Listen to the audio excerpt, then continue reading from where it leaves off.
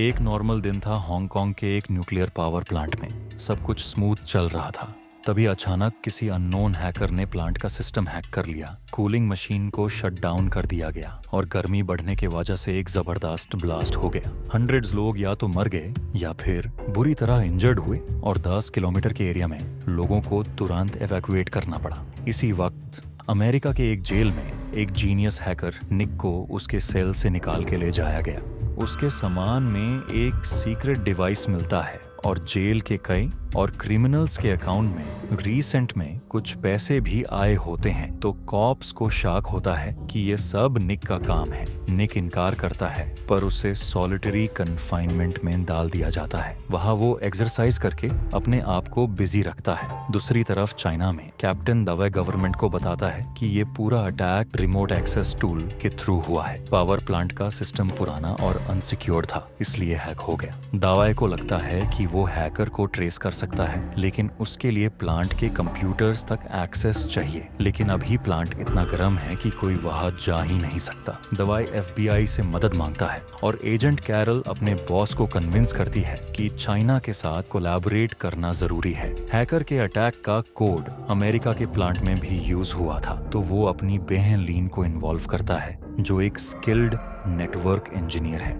उसी रात शिकागो की मर्केंटाइल ट्रेड एक्सचेंज पर भी हैकर अटैक करता है और सारे फाइनेंशियल नंबर्स अब्सर्ड स्पीड से जंप करने लगते हैं। अगले दिन FBI मीटिंग में एनालाइज करती है कि R@ कोड 2 अलग लोगों ने लिखा है। दवाई रिपोर्ट से इम्प्रेस नहीं होता और कैरल से कहता है कि निक को इस मिशन में लाना होगा। फिर बड़ा ट्विस्ट आता है। दवाई बताता है कि कॉलेज के टाइम पे उसने मजाक में आधा रेटी कोड लिखा था और बाकी आधा निक ने बनाया था। अब कोई और उनका ही कोड चुरा के मॉडिफाई करके ऐसे डेंजरस अटैक्स कर रहा है। निक FBI निक को डील ऑफर करती है। अगर वो हैकर को पकड़ लेता है तो उसकी जेल टर्म खत्म, वरना वापस। निक इस डील को एक्सेप्ट करता है। दवाई उससे पिक करता है और उनका रियूनियन होता है। फ्लाइट के दौरान दवाई निक को मॉडिफाइड कोड दिखाता है, जिससे कैरल थोड़ा इरिटेट होती है, क्योंकि डील के हिसाब से निक को सिर्फ FBI की सुपरविजन में ही कंप्यूटर एक्सेस मिलना चाहिए था। निक मर्केंटाइल ट्रेड एक्सचेंज के सिक्योर सिस्टम को एनालाइज करता है और डिस्कवर करता है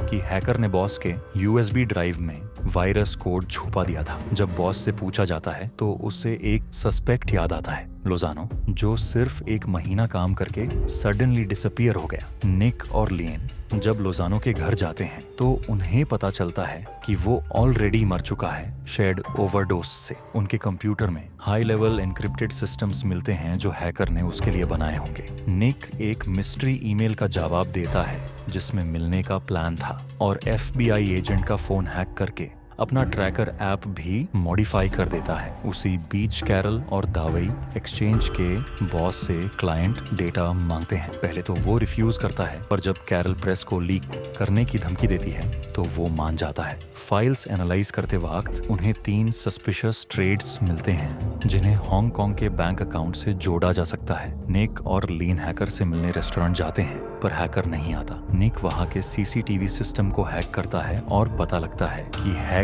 यूक्रेन से उन्हें लाइव देख रहा था। निक गुस्से में उसे मैसेज भेजता है, पर रिप्लाई में सिर्फ इंसल्ट मिलता है। तभी कुछ गूंस रेस्टोरेंट में घुस जाते हैं और निक फर्नीचर बॉटल सब यूज करके उन्हें फाइट करता है, फुल एक्शन हीरो मोड में।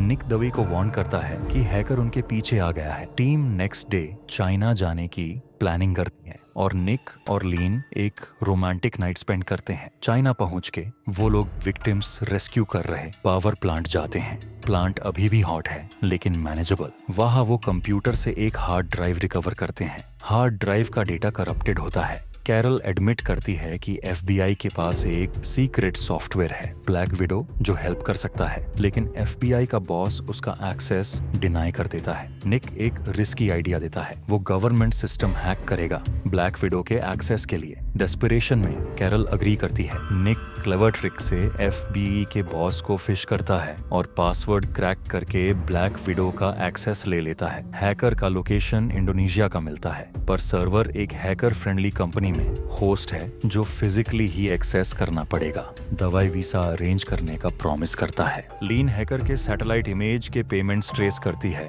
और मलेशिया के कोस्टल शॉट्स मिलते हैं। चाइनीज गवर्नमेंट को पता चल जाता है कि निक ने ब्लैक विडो यूज किया और अब वो उसे वापस जेल भेजना चाहते हैं। दवाई लीन को वार्न करता है और निक और लीन भाग जाते हैं। कैरल निक को ढूंढने जाती है पर तब तक वो चला जाता है। दवा सीक्रेटली निक से मिलता है और उससे भाग जाने के लिए कहता है। निक लीन से अलग होने की बात करता है पर तभी उनकी कार एक्सप्लोड हो जाती है। दवाई की डेथ हो जाती है। कसर और उसके मेन वहां होते हैं और गन फाइट स्टार्ट होती है। निक और लीन भाग कर सबवे में छुपते हैं। दोनों फेक पासपोर्ट्स और इक्विपमेंट लेकर मलेशिया निकाल पड़ते हैं। वहां उन्हें एक हिडन डैम सिस्टम मिलता है जो हैकर के प्लान का लास्ट टारगेट होता है। सब कुछ क्लियर होता है। ये सब पहले के अटैक्स एक प्रैक्टिस थे। असली टारगेट ये दम है जिससे ब्लास्ट करके 3 माइंस डिस्ट्रॉय करने हैं। इंडोनेशिया जाके निक एक कार लेके हैकर के सर्वर बिल्डिंग पे अटैक करता है। पूरी तरह केओस क्रिएट करके अंदर घुस जाता है और हैकर का रियल डेटा डाउनलोड करता है। अब उनके पास हैकर के बैंक डिटेल्स भी हैं। लीन एक स्मार्ट ट्रिक से यूएसबी ड्राइव के जरिए हैकर के पैसे उसके अकाउंट में डाल देती है। सडाक नाम का असली हैकर फाइनली कॉल करता है। निक प्रिटेंड करता है कि वो टीम अप करना चाहता है। जब मीटिंग होती है साडक अपने गूंस के साथ आता है। निक अलर्ट हो जाता है और प्लान चेंज करता है। एक फेस्टिवल में फाइनली शोडाउन होता है। निक का सर को स्क्रू ड्राइवर से मार देता है और सादक के साथ ब्रूटल फाइट में यूज भी मार गिराता है। इन द एंड निक और लीन इंडोनेशिया छोड़कर एक नए लाइफ की शुरुआत करते हैं सड़क के पैसों के साथ।